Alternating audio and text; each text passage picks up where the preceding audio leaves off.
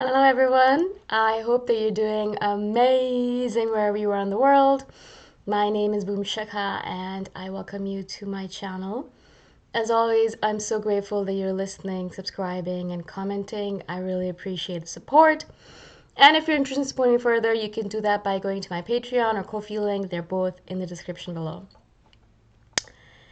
In this one, I wanted to speak to you about being a jack of all trades. Maybe I've done so many videos, but I feel like I've done a video on this previously that INFJs are usually a jack of all trades or a Jill of all trades. Basically, that we don't really specialize in many different things or in anything, but we kind of are a general specialist in a lot of different things, right? So we might not be very, very good or really, really great at anything, but we're good at a lot of different things. Like we're good at this and that and this and that, but we're not perfect or specialists in any of that, right? I think that's pretty common in all the energies that I've spoken to, at least. Although that I find that if you are a little bit of a mature INFJ or you've been alive on the planet for a while, you kind of decide, okay, fine, I'm sick of all of this generalization, and I want to become a specialist in one particular thing, and I'm going to become a specialist in it. So sometimes that does happen, of course, but in general, as I said, there's many different reasons why, but many different reasons why INFJs will kind of stick to generalization rather than specialization. Right? One of the main things I wanted to speak about in this video, one of the reasons I think that we do this, and one of the reasons I did this for the longest time, is because of fear. Anytime you decide or you figure out for yourself, or you're like, all right, cool, I'm going to specialize in this one particular thing. I'm not going to think about anything else. This is my specialization. This is what I'm going to focus on. Anytime we kind of make that decision to say, okay, this is it. This is my specialization. This is where I'm going to go. This is what I'm going to do. There is a sort of fear that comes along with it, because it means that, or you can ask yourself the question that, what if I've chosen the wrong thing? I mean, there's hundreds of things that you could have chosen from. It's easier to kind of pick all of them and do a little bit of all of them rather than be really good at any one thing. But if you choose one, it means that you have a FOMO thing. You've kind of said no to all the other things, and you said, I'm going to do this one particular thing and I'm going to focus on it. And so, what is that about, right? How is that going to translate into your life? What if you chose the wrong thing? What if you chose the absolutely wrong thing and you have no idea how you're going to keep on going with it? What if you chose the wrong thing and you realize at the end of your life that you've chosen the wrong thing and you should have chosen something else, right? And so there's this fear inside of us as soon as we choose one particular item to specialize in, that what if I've chosen the wrong thing? What if this is not my thing and I've chosen it and now I'm gonna have to stick with it? I've done videos on this in the past where we have this tendency to believe that once we make a decision, that's it. It's the end all of be all. We're not allowed to change our decision. Of course we are, right? Each year, each month, each new you, like you're always changing, each new version of you is going to have a different idea of what to specialize in. Again, that doesn't mean that you keep on switching from thing to thing to thing to thing. I mean, forever and ever and ever, and pretend like you're just changing your mind. But you might do something for 10 years and realize, you know what, I've done it for 10 years. I think I've gotten all the juice out of it that I wanted. I'm done with it. I want to go on to something else. That makes sense, right? That's the kind of thing where you specialize in something for a while and then it gives you all that you wanted from it, and then you move on to something else, right? And so I think that fear is something that we really need to look at as INFJs, because I think it translates into every other aspect of our life as well. The fear of commitment, the fear that we're making the wrong decision, the fear that we have made the wrong decision and we're going to have to stick with it until the end of our lives. The fear that if we make the wrong decision, then we can't change our mind, right? So all of these fears kind of play into the idea of specialization versus generalization.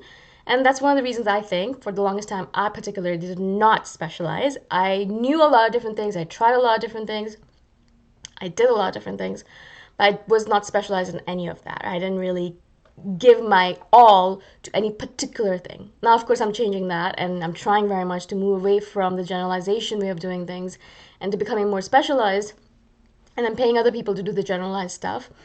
So things like taxes, I do my taxes because they're very easy, but if they become difficult or they become complicated, I'm going to outsource it and someone else has to do it because I'm not an expert in it. Writing, I want to be an expert in. Doing videos and writing, I think those are the two things that I really want to specialize in. And so I really spend a lot of time focusing on it, trying to become better at it, things like that. Now, generalization, there's a lot of different other things that I do, but I kind of try to keep all of them away from my day-to-day schedule as much as possible because I know that I have a tendency to get distracted. Right? I love to knit, but I'm not a specialist in it. I just do it for fun. I like to read manga again, but that's not something that I want to become a specialist in. I just want to do it for fun, like an hour or two a day, and things like that, right? So again, I wanted to do this video because not only because someone brought it up a couple of days ago, but also because you need to pay attention to that fear that you have within yourself. Why are you not specializing in something? The unfortunate thing of this world is that specialists are rewarded and generalists are not. Right? There's a lot of people who are generalists in a lot of different ways, but they're not rewarded for it because you need to be a specialist in order to really reap any rewards, because you need to gain a certain level of complexity in your job or a certain level of specialization in your job or expertise in your job to start gaining the or reaping the reward for it, right? As a writer, until I reach a certain level of skill, I'm not going to be recognized as a writer and I'm not going to make that money that I would want from it, right? Same thing with a YouTuber. I am at a very low level of skill right now. I'm trying to become better, but until I get to that point, I won't reap the rewards of being a YouTuber, right? And so again, it's all about specializing. I think everything in the world is kind of pushing people towards specialization. Unfortunately, due to fear or also fear of perfectionism, we're afraid that if we specialize in something, we need to be perfect at it. That's not necessarily what specialization means. It doesn't mean perfectionism. It means a sense of that you value that particular thing and you try to become an expert in it. Experts are not perfect. They're not perfect at what they're doing. They're experts at it. They're good at it, but they're not perfect at it, right? So again, we have to make that delineation for ourselves. I really wanted to share this with you because, as I said, the fear held me back for the longest time as well. I did not specialize in anything. I was a generalist in many different ways. And again, it was a waste. It was a waste of all that time because I could have specialized in something by this point if I had started 10, 15 years ago. I remember the story of, I don't know the person who was asked this question, but he was a famous pianist. And this lady came up to him and she said, "Oh, I would love to play the piano, but I really don't want to spend 10, 15 years getting good at it." And so obviously maybe she was looking for some kind of advice, but the person's like, "All right, what are you talking about?" But also he said something which is really interesting to me. He said, "If you start right now, then in 10 years you will be an expert. But if you don't start right now, in 10 years you're going to be in the exact same spot where you are right now," right? So a lot of people are like, "Well, I don't want to spend 10, 15 years becoming an expert." Well, what are you doing with this time right now anyways? What are you working towards? Are you not just wasting your time anyways? Why not put it into something that you actually want to do, or something that you want to become a specialist at or an expert at? And so that's what I always think of when I think about, oh my God, this is going to take so much time for me to become better at it. Well, what else are you doing with your time right now? What else? Like, are you not just going to waste your time on Instagram? Are you not just going to waste your time on social media arguing with random people? Are you not just going to waste your time watching TV? Well, why not put a little bit of that time into becoming that specialist and then gain the rewards? And even if it's 10 years down the road, that's 10 years that you're going to be wasting your time anyways. Put that into something useful and then use that in order to become an expert, right? And so time is going to pass by no matter what we're doing. We're going to sit here and time is going to pass by ticking away 1 second at a time, no matter if we're trying to become an expert or not. We can either waste our time, as I said, or we can do something with it, right? And so if you're afraid of the time that it takes to become an expert, well, what are you doing with your time right now? If you're doing something amazing with it and something really relevant and something that you're loving, obviously then don't worry about it. It's okay. Don't worry about becoming an expert.